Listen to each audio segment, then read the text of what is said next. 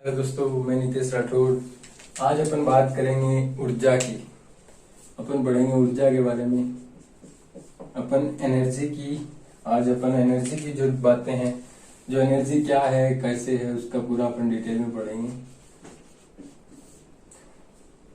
देखो दोस्तों, आपने देखा होगा अपन किसी वस्तु के ऊपर बल लगाते हैं, उसके ऊपर कुछ कार्य करते हैं, उसको खिसकाते हैं। मैंने कार्य में आपको बताया था, किसी वस्तु पे बल लगाते हैं, वो अपनी जगह से विस्थापित हो जाती है। उसको वहां से ले जाने में, उस कार्य को करने में हमारी एनर्जी, कुछ हमारी जो हमने जो क्षमता लगाई, हमने जो पावर लगाई, उसको जो हमने एक जगह से दूसरी जगह पे हम उसको पहुंचाया, हमने मतलब उसका हमने जो विस्थापन किया, उसका डिस्प्लेसमेंट किया, उसके लिए हमने कुछ पावर लगाई, हमारी कुछ एनर्जी उसमें वेस्ट हुई। जो हमने कार्य करने की जो क्षमता होती है, जो कार्य करने की जो क्षमता है, उसी को अपन क्या बोलेंगे? कार्य करने की जो क्षमता है उसी को अपन ऊर्जा बोलेंगे। मतलब जो हमारी कार्य करने की, हम कितना कार्य कर सकते हैं, उसको अपन बोलेंगे ऊर्जा। ऊर्जा हमारे शरीर में आती कहाँ से है? अपन खाना खाते हैं ना, खाना खाते हैं, पानी पीते हैं, उससे हमारे शरीर में क्या है? ऊर्जा आती है। अब देखो ऊर्जा, ऊर्जा कैसे कैसे क्या क्या होती है। मान लो आपने देखा होगा, बच्चे टॉयज रखते हैं, खिलौने रखते हैं बच्चे। तो बच्चे क्या करते हैं, खिलौनों में एक आपने वो देखा होगा, चाबी वाला खिलौना आता है, उसमें चाबी भर के जमीन पे छोड़ देते हैं, वो अपने आप चलने लग जाता है। एक एनर्जी उसमें, क्या एनर्जी स्टोर हो जाती है। जब जो अपन चाबी भरते हैं तो उसमें क्या ऊर्जा इकट्ठी होती रहती है, एकत्रित होती रहती है। जैसे अपन उसको जमीन पे छोड़ेंगे, वो उस ऊर्जा का उपयोग करेगा, उस एनर्जी का यूज होगा, और वो जो खिलौना है वो आगे चलने लग जाता है। अपन ने देखा होगा, जो हवा है, हवा के कारण जो विंड मिल है, पवन चक्कियां जो है, वो क्या है, घूमने लग जाती हैं। उससे जो इलेक्ट्रिसिटी बनती है, जो पहाड़ों पे लगी रहती है पवन चक्कियां, वो आपने देखी होंगी, एक वो होती है। और आपने देखा होगा, मान जो अपने जो पंखे वगैरह चलते हैं, इनमें भी क्या एनर्जी से ही तो चलते हैं। इनमें कौन सी होती है? इलेक्ट्रिकल एनर्जी होती है, विद्युत ऊर्जा होती है, ये चलते हैं। तो जो ऊर्जा है वो क्या है? जो अपने कार्य करने की जो क्षमता है। ये पंखा कितनी स्पीड से चलेगा, वो किससे पता चलेगा अपन को? जो हमारी विद्युत ऊर्जा है उसकी अपन बात करेंगे। जो अपना पंखा चलता है वो कितनी स्पीड से चलेगा, वो क्या है, मतलब जितने आवेश आएंगे, विद्युत ऊर्जा में जितने ज्यादा आवेशों की संख्या होगी, उतनी स्पीड से अपना पंखा चलेगा। उसमें जितनी ज्यादा ऊर्जा होगी, जितनी ज्यादा विद्युत ऊर्जा होगी, उतनी स्पीड से अपना क्या पंखा चलेगा। तो ऊर्जा की मेन जो अपन परिभाषा लिखेंगे वो क्या लिखेंगे? कार्य करने की जो क्षमता है वही क्या होती है? ऊर्जा होती है। जो अपने कार्य है, जो अपनी ऊर्जा है, ऊर्जा की अपन इकाई की बात करें, अगर इसकी इकाई की बात करें, इसकी यूनिट की अगर अपन बात करें, मतलब यूनिट क्या होगी ऊर्जा की? तो ऊर्जा क्या है? कार्य करने की क्षमता है। मतलब जो कार्य अपन कर रहे हैं, वो कार्य करने की जो क्षमता है हमारी, मतलब अपन कितना कार्य कर पा रहे हैं, कितनी देर में कितना वर्क हम कर पा रहे हैं, उसकी बात करें। उसको क्या बोल रहे हैं अपन? ऊर्जा बोल रहे हैं, उसको एनर्जी बोल रहे हैं अपन। उसको अपन क्या बोल रहे हैं? एनर्जी। तो जो ऊर्जा है, जो एनर्जी है, उसकी यूनिट भी क्या होगी? जो हमारे वर्क की जो यूनिट होगी, वो यूनिट किसकी होगी? हमारी एनर्जी की होगी, ऊर्जा की होगी। तो वर्क की यूनिट मैंने क्या बोली थी? जूल बोली थी। तो जूल ही किसकी यूनिट हो जाएगी? हमारी ऊर्जा जो है उसकी भी यूनिट जूल हो जाएगी। तो अब बोलेंगे कि एक जूल कार्य करने में कितनी ऊर्जा चाहिए होगी? हमें एक जूल कार्य करने में, एक जूल अगर हम कार्य कर रहे हैं तो हमें एनर्जी भी कितनी चाहिए होगी? एक जूल ऊर्जा चाहिए होगी ना, एक जूल ऊर्जा की आवश्यकता होगी।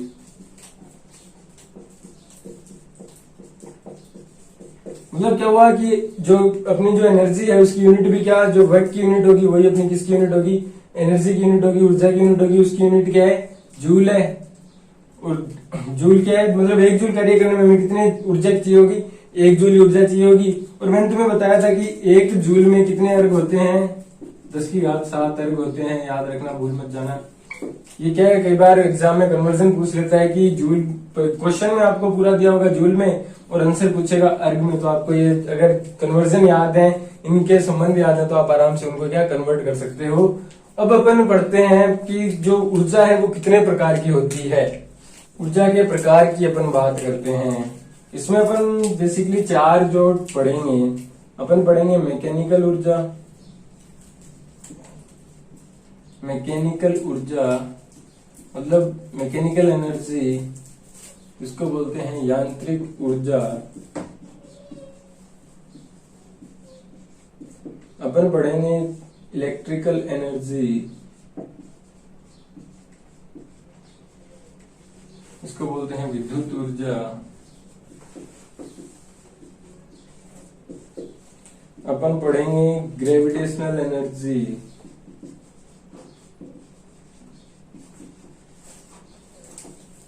इसको बोलते हैं गुरुत्वाकर्षणीय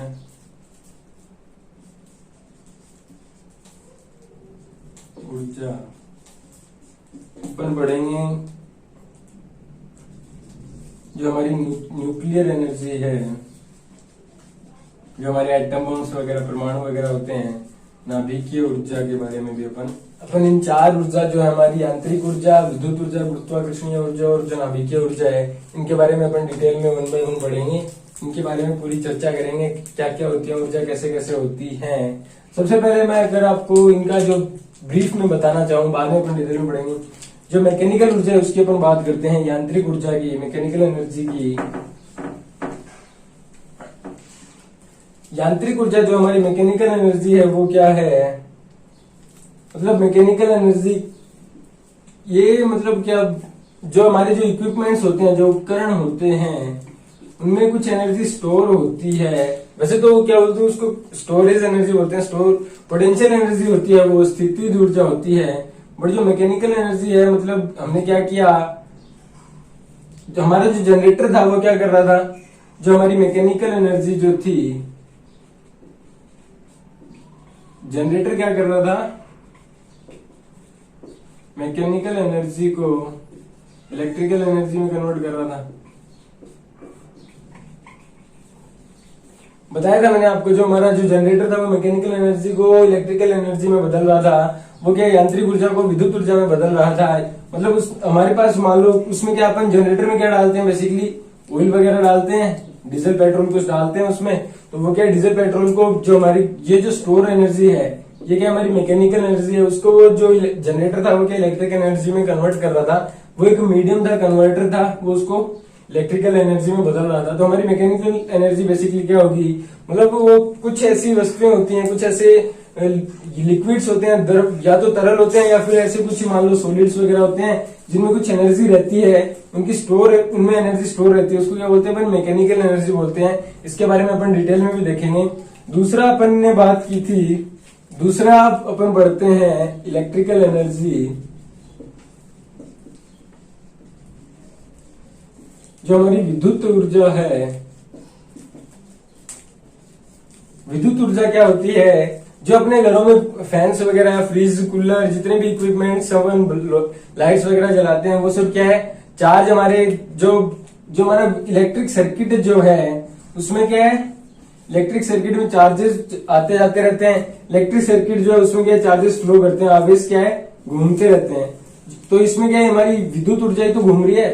ये ऊर्जा, ऊर्जा के कारण तो जो हमारे बल्ब, जो हमारे क्या है घर में जो इक्विपमेंट्स लगे हुए हैं, जैसे बल्ब लगा हुआ है, यहाँ फैन लगा हुआ है, यहाँ कुछ फ्रीज वगैरह रखे हुए हैं, ये सारे चल रहे हैं, वो किससे चल रहे हैं, विद्युत ऊर्जा से तो चल रहे हैं।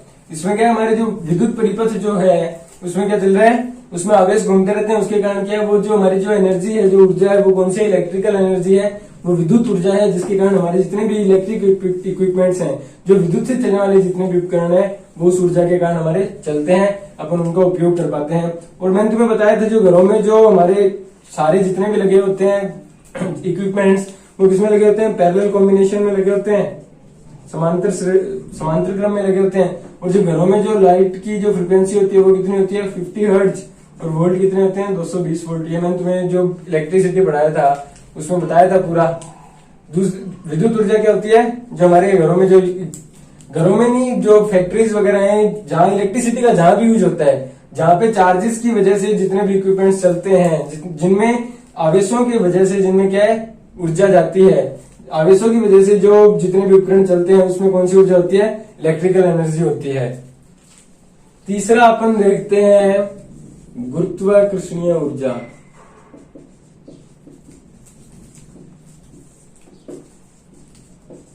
जो हमारी ग्रेविटेशनल एनर्जी है,